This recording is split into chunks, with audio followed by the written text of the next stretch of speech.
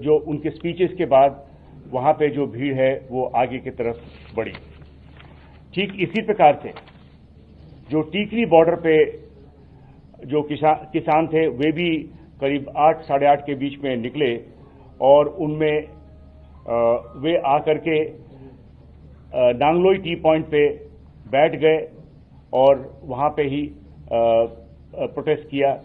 इसमें उनके नेता बूटा सिंह बुर्जविल वे भी और जो हरियाणा से जो फार्मर्स आए थे उनके साथ मिलकर के वहीं पे बैठ गए और आगे जाने से मना कर दिया और अंत में उन्होंने भी वायलेंस में इंडल्ज किया और बैरिकेड तोड़ी। और ये जो वीडियो फुटेजेस हैं आप लोगों ने काफी कैप्चर किया, जिसमें आपने देखा कि किस प्रकार से एक बहुत बड़ा कंटेनर को उन्होंने पलट करके और आगे का रास्ता निकाला और उसके बाद वो पीरागढ़ी, पंजाबी बाग, झकीरा से होते हुए उनमें से कुछ लाल किला तक पहुंचे।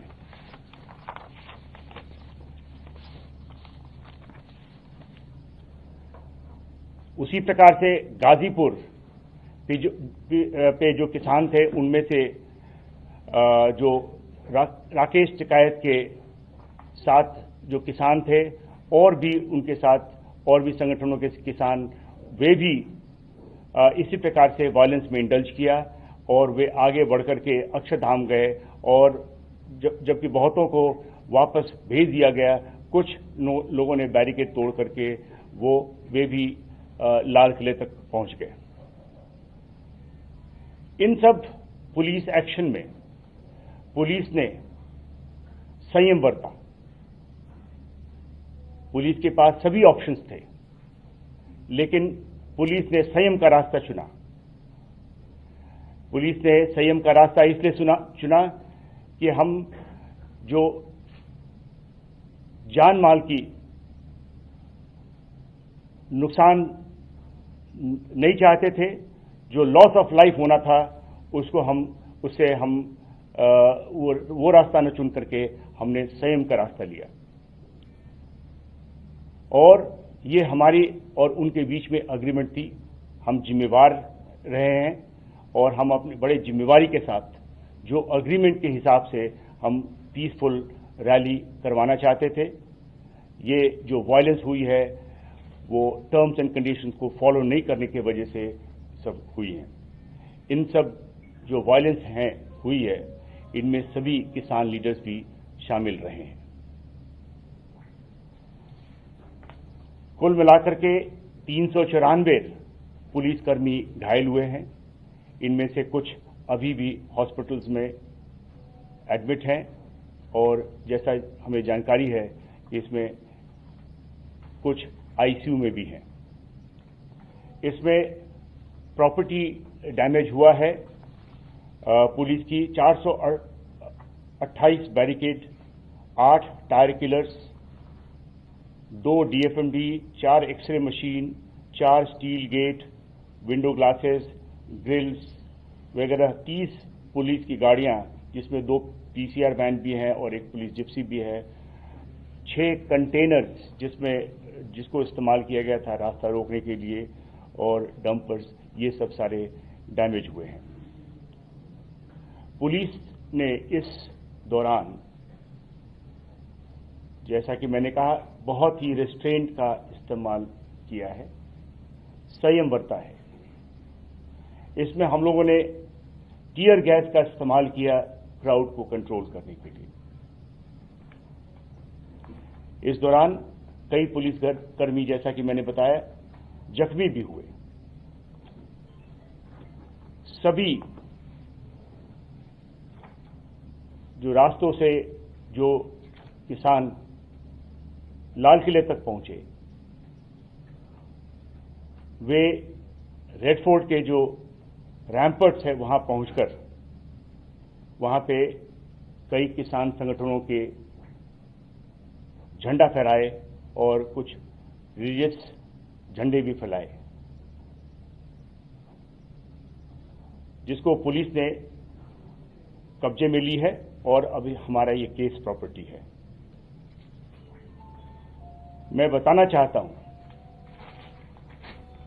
कि हम दिल्ली में गैर कानूनी तरीके से किए गए आंदोलन और उस दौरान हिंसा और पुरातत्व विभाग की संपत्ति, एक स्मारक लाल किले पर फहराया गया झंडा को बड़ी गंभीरता से ले रहे हैं। हिंसा करने वालों की वीडियो फुटेजेस हमारे पास है और उसकी विश्लेषण हो रही है। फेस रिकॉग्निशन सिस्टम से जो भी उसमें भाग लेने वाले उनकी पहचान की जा रही है और उनकी अरेस्ट की जाएगी, आगे कानूनी कार्रवाई की जाएगी।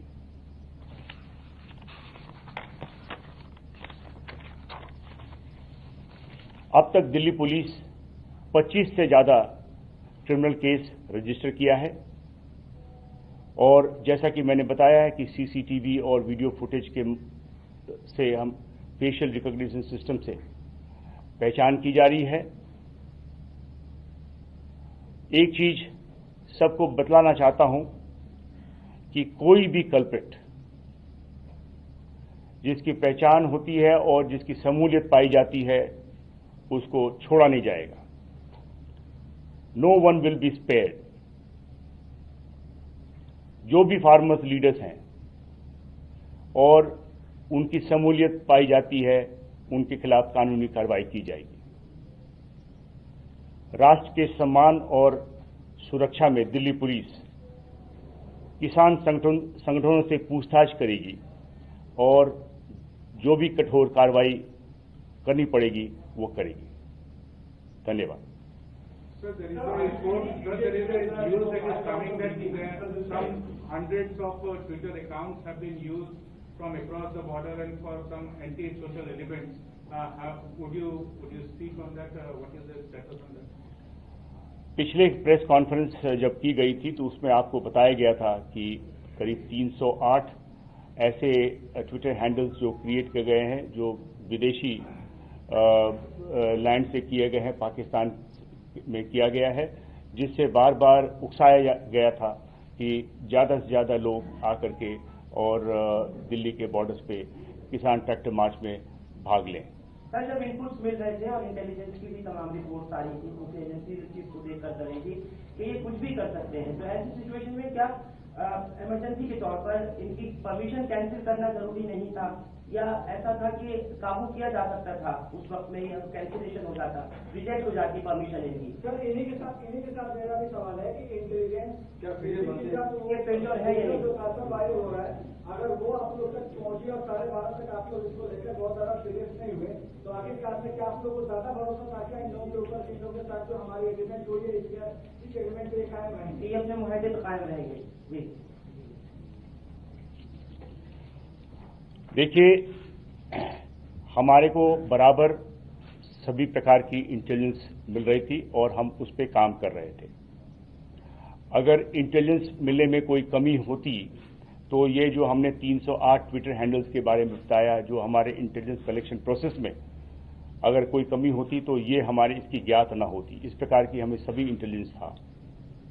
लेकिन जब हमारी किसी से अग्रीमेंट हुई है, हम अग्रीमेंट को अपने इंतजाम करके हम उस अग्रीमेंट पे हम अमल रहना चाहते थे, क्योंकि वही एक तरीका था जो कि हम सभी के हित में था।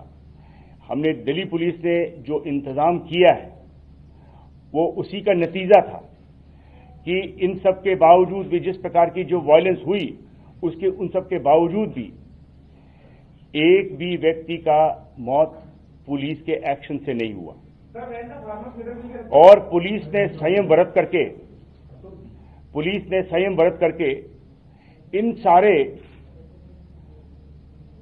जो लॉ एंड ऑर्डर सिचुएशन जो उत्पन्न हुआ था उस पे बखूबी ठीक से इसको निकाला और जो लोग इसके पीछे थे उनका एक तरीके से उनके बारे में आप सबको ज्यादा जानकारी मिल पाई।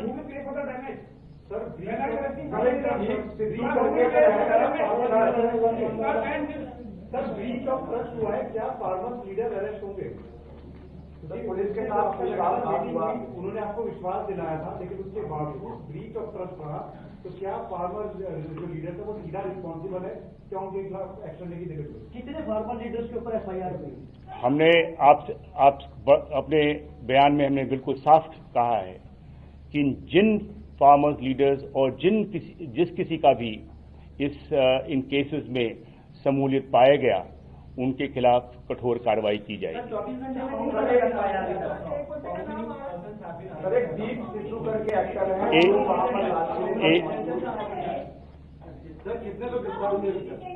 कितने लोग पकड़े गए, कितने लोग कस्टडी में? आपको इसके बारे में जो जैसे जैसे केसेस रजिस्टर हो रही हैं और उनमें जो भी कार्रवाई की गई है आपको ब्रीफिंग्स में, अलग से ब्रीफिंग में आपको बताया जाएगा।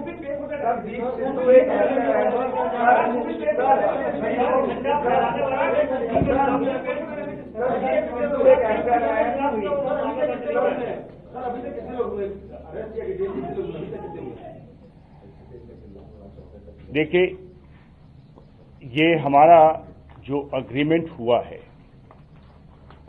इसमें किसानों के साथ हुआ है। किसान लीडर्स जिन्होंने हमारी एग्रीमेंट को न मान करके विश्वासघात किया है, और जो भी कानूनी कार्रवाई बनता है उनके खिलाफ किया जाएगा।